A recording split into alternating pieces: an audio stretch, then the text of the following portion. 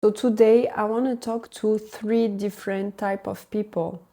The first type of people I want to talk to is the people who are heartbroken. The ones who just gone out of a relationship where you've put so much energy and time, and now that you're broken up, you feel maybe lost and empty, and you're here sitting with this emptiness and you don't know what to do about it.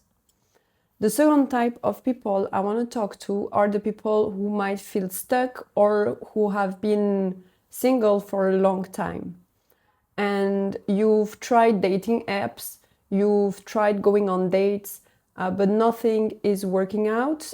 Or you've been single for such a long time and you would like to go back to dating, but you don't know how to. And the third type of people I'd like to talk to are the people that are stuck in a pattern. You've had so many relationships and every single time it's the same story, the same dynamics, the same problems, and you feel stuck and you would like to go out of it. If you're any one of those three people, then this video is for you. Here's the thing that most people do. They wait for the right person to come along and fix everything about their life. Fix the emptiness, fix the sadness, fix the pattern. They keep waiting for that person to come and they hope that this person is gonna change everything about their life and that they finally gonna feel complete once they have met that person. But I'd like to offer you a different perspective on that. What if the work isn't about finding the right person, but rather about becoming the right person? And that's what this video is about. A real step-by-step plan to heal your romantic life with actual steps that you can start today. Here is what we're covering. Step 1. Embracing singlehood. Step 2. Decentering romantic relationships. Step 3. Healing. And step 4. Learning how to actually love. And stay with me because the last one is the key to change. So let's start with the step 1. And I want you to sit with this one because usually people completely skip over this one. But embracing singlehood. Not tolerating it, not crying about it, not being ashamed of it, but actually embracing it as something that is necessary, something that is beautiful and that is actually fun. And just think about the way we speak about singlehood. We talk about it in very negative ways, like, oh, I'm still single, or I can't believe I'm single, I can't wait to have someone. And all of those really sound like it's a problem that you need to solve. We are like conditioned to perceive being single as a lack, as something that is missing, as not being complete, and we usually are here waiting for someone to come along. And this is the only time in your life, and I mean the only time, where you're gonna be by yourself, where you're gonna have all of your time and energy to pour into yourself, to discover yourself, to meet yourself, to work on yourself, and live the life that you want without having to do compromise. You can literally just move to a whole new country if you want to. You can live by yourself, you can live with your friends.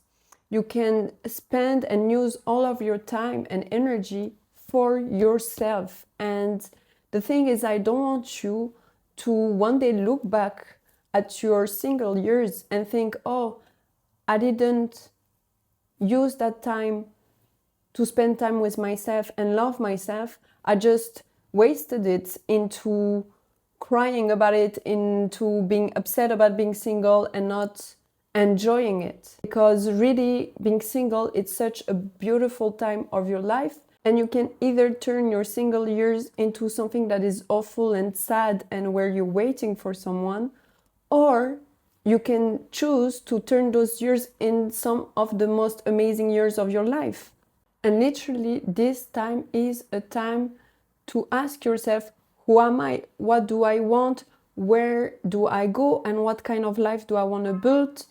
And to really recenter your life around yourself.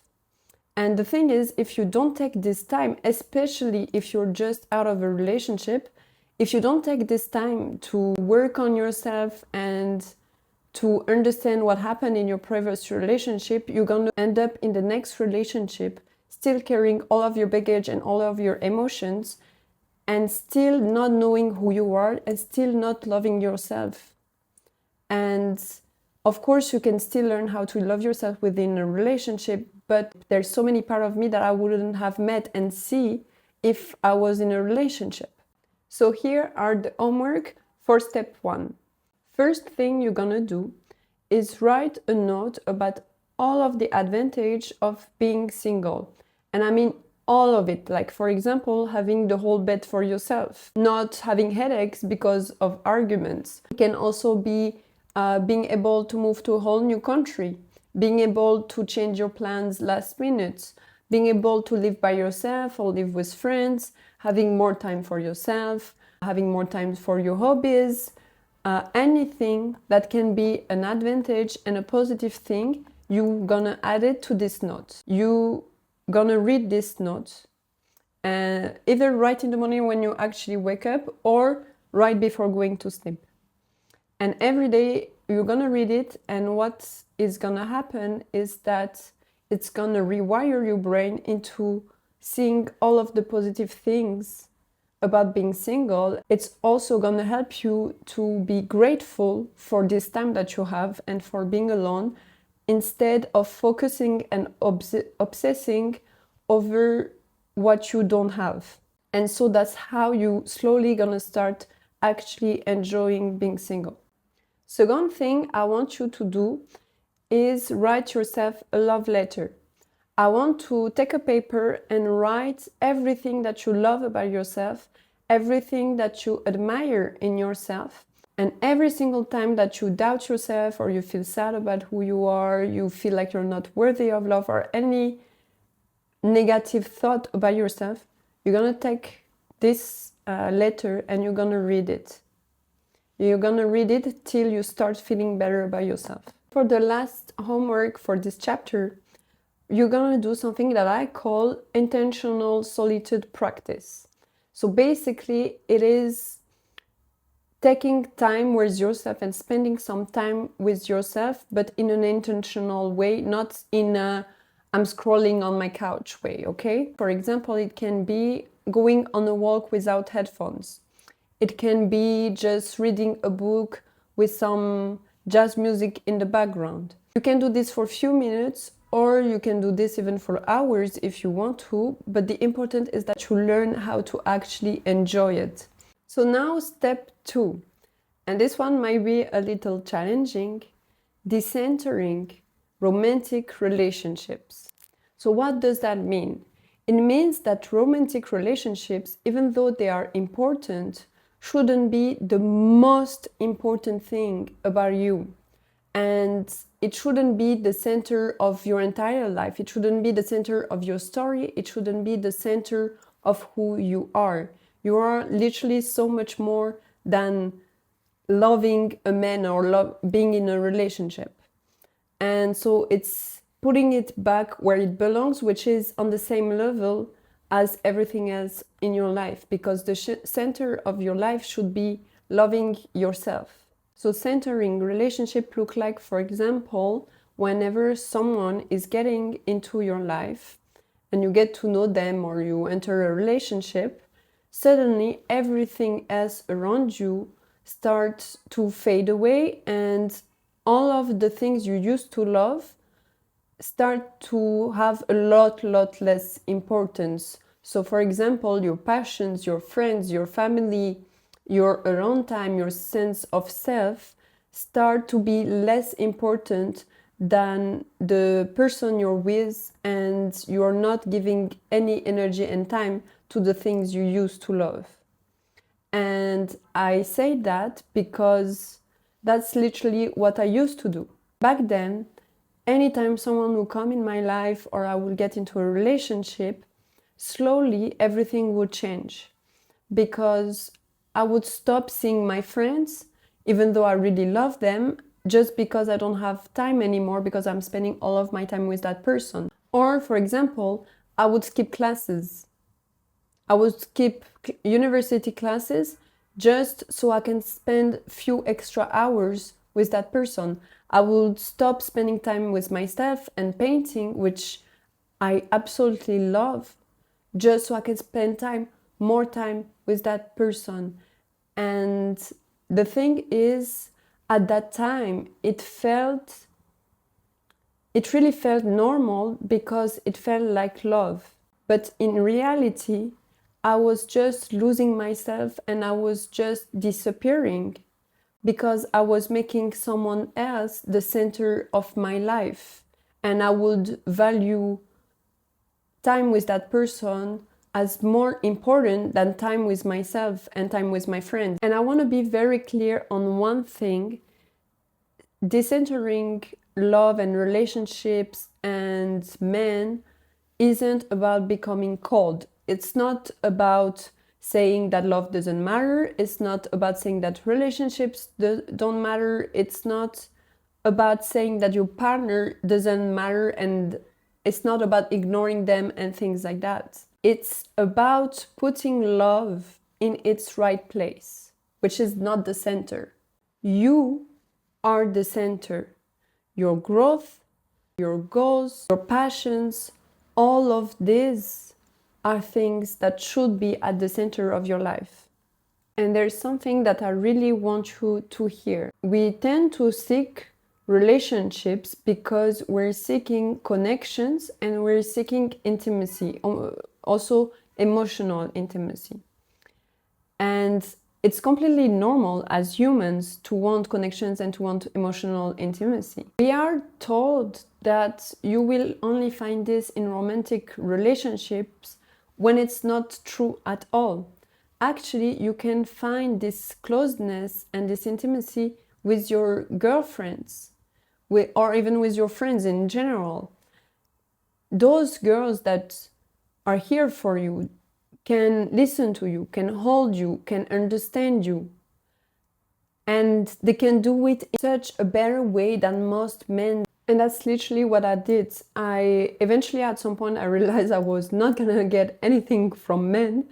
And I started pouring energy into my girls. And whenever I was feeling sad or I wanted to share something, I will share it with my girls. And what happened is that it got us so much closer. We got to know each other so much better.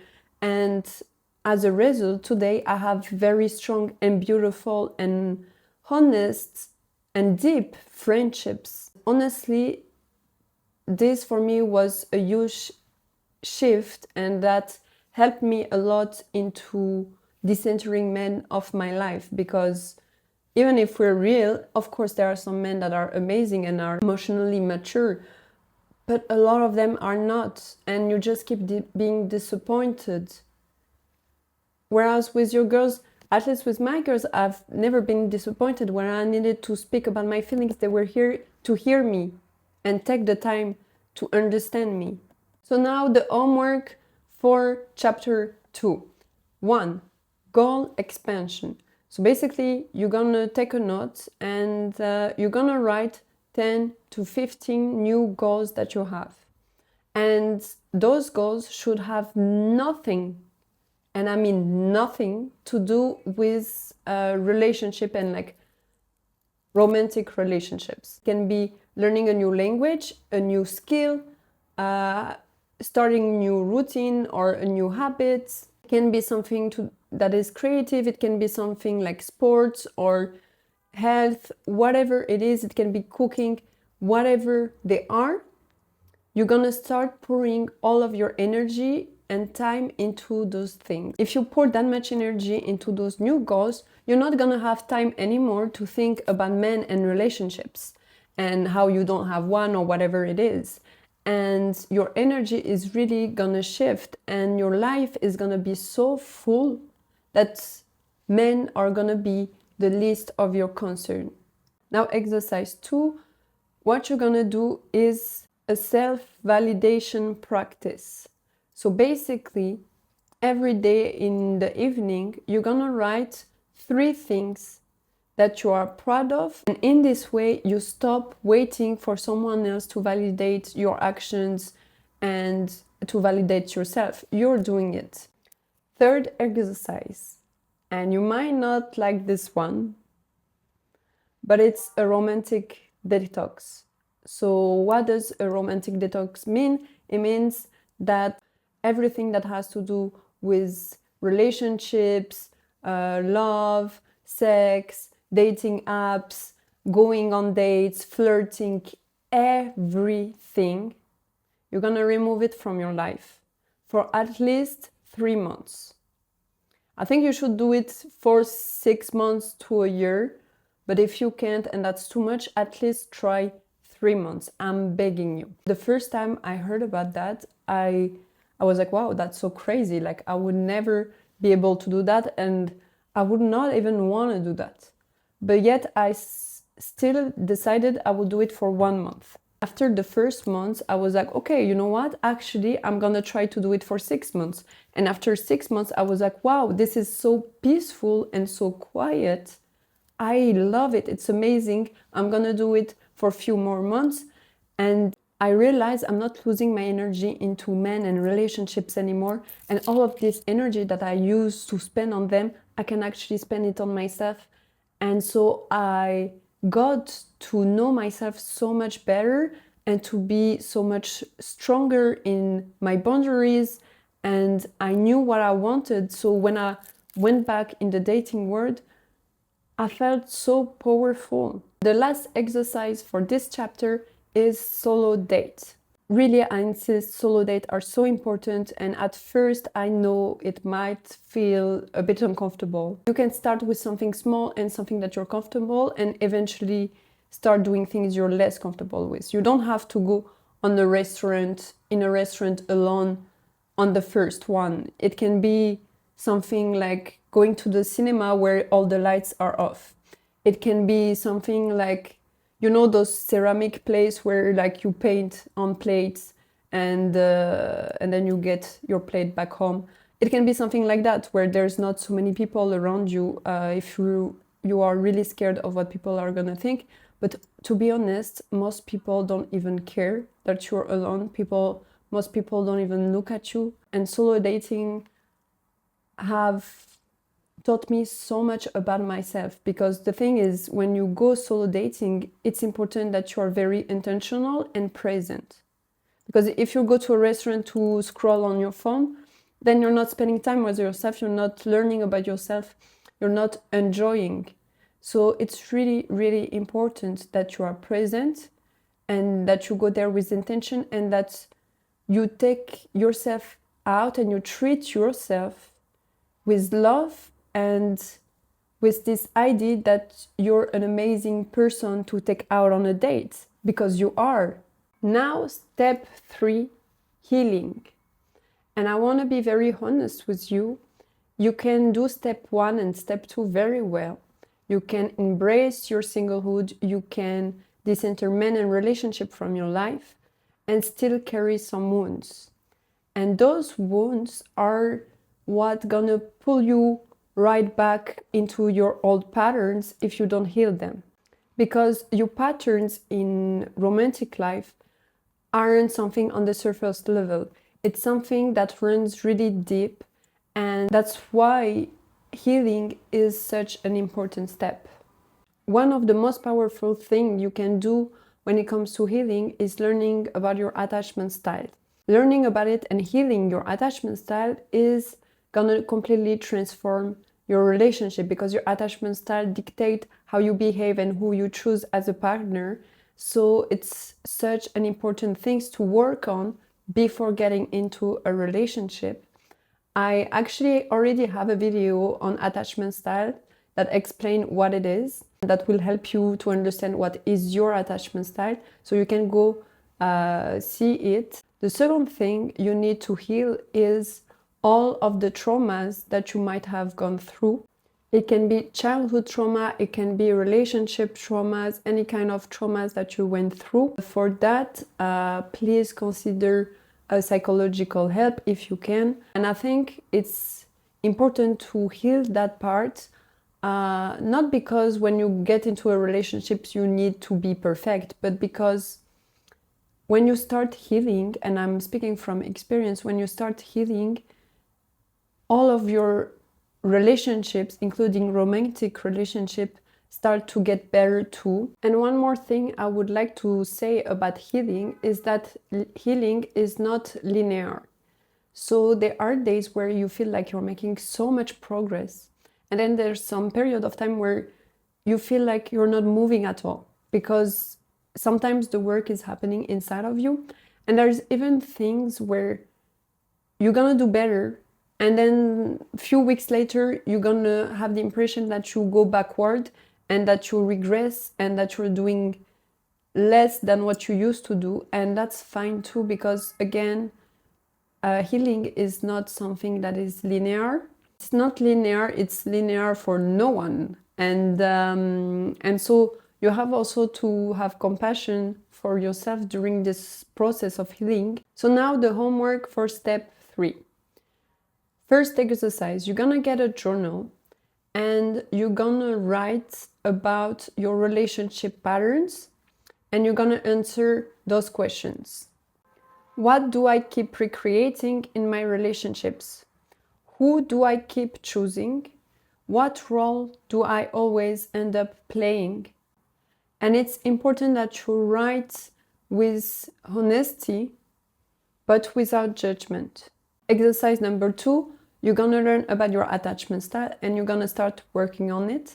Again, I have some videos about it, and there's more to come. And you can also read the book called Unattached. I will put it in the description. But yeah, you really need to work on your attachment style. And the last exercise that you're gonna do for this chapter is move your body. It can be something like going on a walk, it can be dancing in your room, it can be starting a new sport, it can be anything you like, but moving is such an important part of healing, because healing is of course the mind, but it's also the mind is linked to the body. And now the final step, step 4, learning how to love. Now that you've unlearned everything that you thought you knew about relationship, it's time for you to relearn how to love in a healthy way. We are taught that love is just an emotion and a feeling, but the reality is that love is a skill, love is actions and a practice. And like everything else, it's something that you need to learn, and it requires some knowledge and some effort and even some consistency.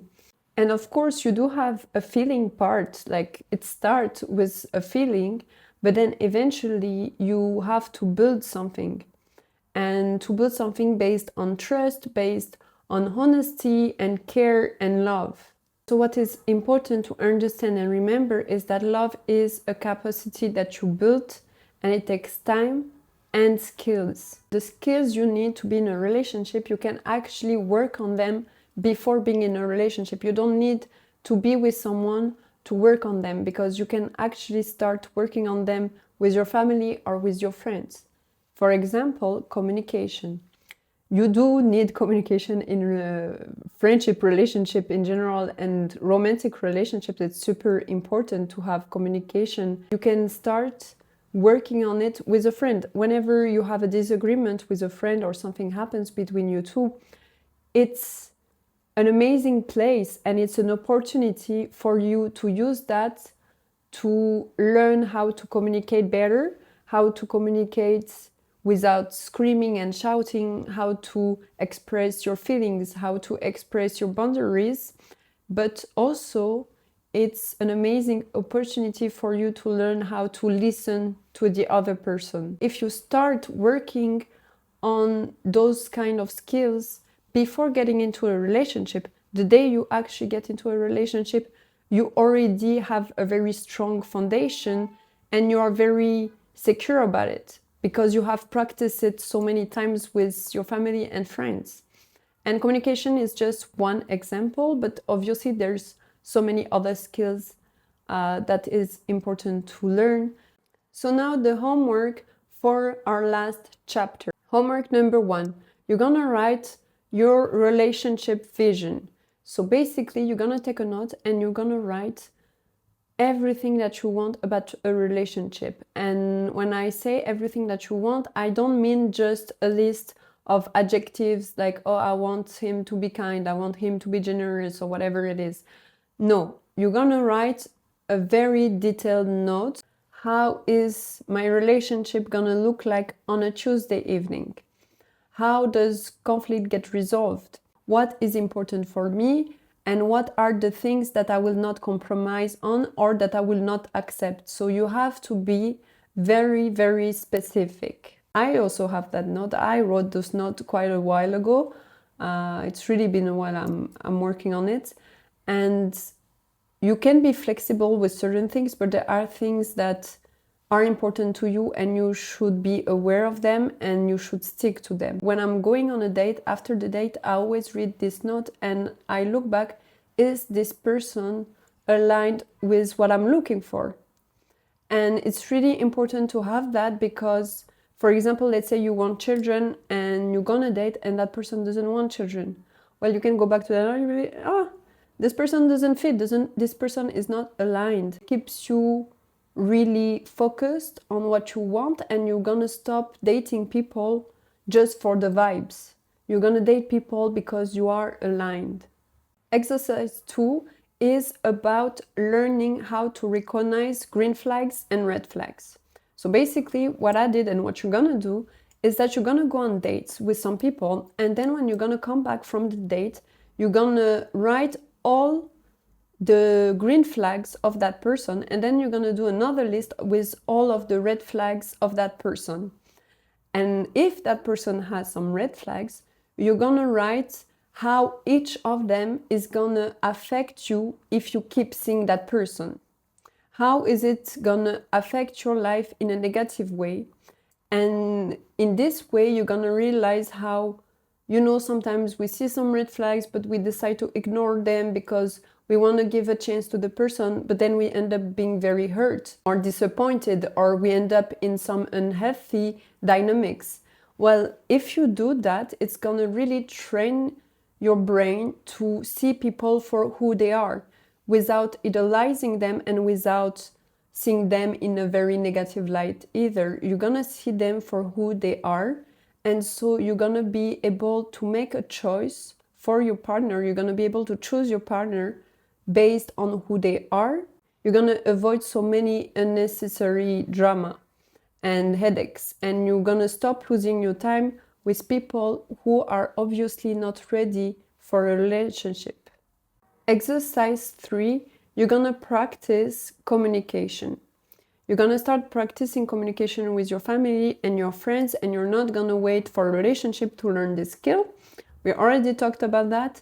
And last exercise of that chapter is probably one of my favorite things to do. It's going to be to do one intentional act of love towards someone per day, but it has to be towards someone that is not a romantic interest. Every day you're gonna go around and do something. It can be something very small like sharing food, it can be smiling to a baby, it can be helping someone, it can be just like saying I love you to someone you actually love. Once you start doing that on a regular basis, it really reshaped the way you perceive love, because we always think that love has to be romantic and we always seek love outside of ourselves, when really love is already within us. And we can share that love with people that are not partners. And we can share this with our family, our friends, with strangers. And so you're gonna stop waiting for someone to come in your life, because your life is gonna be already full of love. You are gonna be the one who fill your life with love.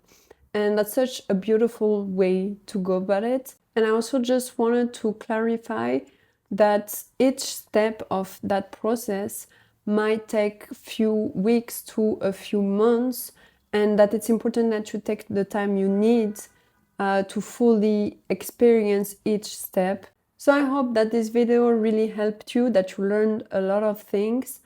Don't forget that in my description I have a list of the books that I've mentioned and some more books that you can see. And if you haven't watched my video on attachment style, the link is right here. You can go watch it so you can understand better what attachment styles are. Take care of yourself, and I see you in the next video.